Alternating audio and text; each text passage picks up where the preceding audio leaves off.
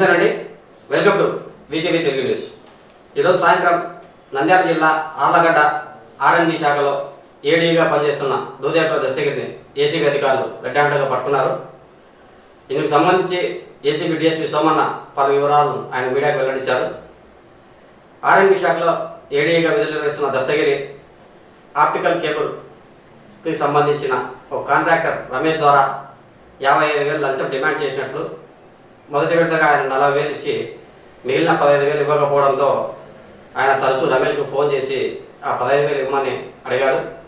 అయితే ఆ 15,000 లంచం ఇవ్వలేని ఆ రమేష్ ఏసీబీ అధికారులు సంప్రదించారు. ఈ నేపథ్యంలో ఆళ్లగడ్డ ఆర్ఎండ్బి శాఖ కార్యాలయంలో దాడులు నిర్మించిన ఏసీబీ అధికారులు ఏడీ దస్తగిరిని రెడ్ హ్యాండెడ్గా పట్టుకొని అరెస్ట్ చేశారు. సోమన్న, నేను డిఎస్పీ ఏసీబీ కర్నూలు.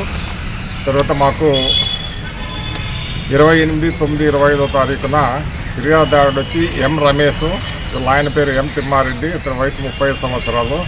ఇతని చోలేమరి గ్రామము, రుద్రం మండలము, సత్యసాయి జిల్లా. ఇతను మాకు ఏసీబీ ఆఫీస్కి వచ్చి కంప్లైంట్ ఇచ్చినాడు. ఎవరిపైన? మన దూదేకుల దస్తగిరి ఏఈ ఆర్ఎండ్బి ఆళ్లగడ్డ టౌన్ ఇతని పైన కంప్లైంట్ ఇచ్చినాడు. ఏమని కంప్లైంట్ ఇచ్చినాడంటే, ఇతనికి ఫిర్యాదుదారునికి వచ్చి రోడ్ కటింగ్ పర్మిషన్ వచ్చింది. ఈవీ నంద్యాల వారు రోడ్ కటింగ్ పర్మిషన్ ఇచ్చినారు.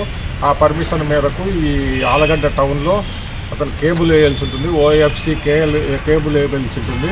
కేబుల్ వేయడానికి అవసరమైతే రోడ్డు కటింగ్ చేయాలన్నమాట. అది ఎవరి సమక్షంలో చేయాలా? ఏఈ సమక్షంలో, దూదేకుల దస్తగిరి గారి సమక్షంలో చేయాలని దాంట్లో ఆర్డరు. ఆ ఆర్డర్ మేరకు ఇతను రమేష్ వచ్చి దూదేకుల దస్తగిరిని సంబంధించిన తర్వాత ఇతను 70,000 డిమాండ్ చేసినాడు. మొదట్లోనూ 70,000 డిమాండ్ చేసిన తర్వాత అతను రిక్వెస్ట్ చేసుకుంటే 55,000 కుదుర్చుకున్నారు. 55,000 కుదిర్చిన తర్వాత అతను 40,000 ఆల్రెడీ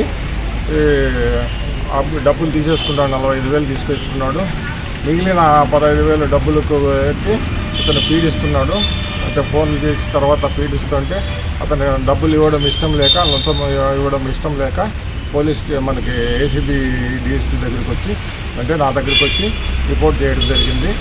ఆ రిపోర్ట్ను మేము కేసు నమోదు చేసుకున్నాము. తర్వాత ఎఫ్ఐఆర్ కాపీలు ఇచ్చి పంచాయతీదారుల సమక్షంలో వచ్చి అతనికి మా కెమికల్ పూసిన నోట్లు పంపించినాం. ఈరోజు ఫిర్యాదుదారు ద్వారా అతను డబ్బు తీసుకుంటుంటే వచ్చి రెడ్ హ్యాండెడ్గా పట్టుకున్నాము. అది కేసు దర్యాప్తులో ఉంది. తర్వాత 1064 అనేది మన టోల్ ఫ్రీ నంబరు. ఎవరైనా కూడా గవర్నమెంట్ ఎంప్లాయీస్ లంచం డిమాండ్ చేస్తే మాకు తెలియజేయవలసిందిగా కోరుతున్నాము.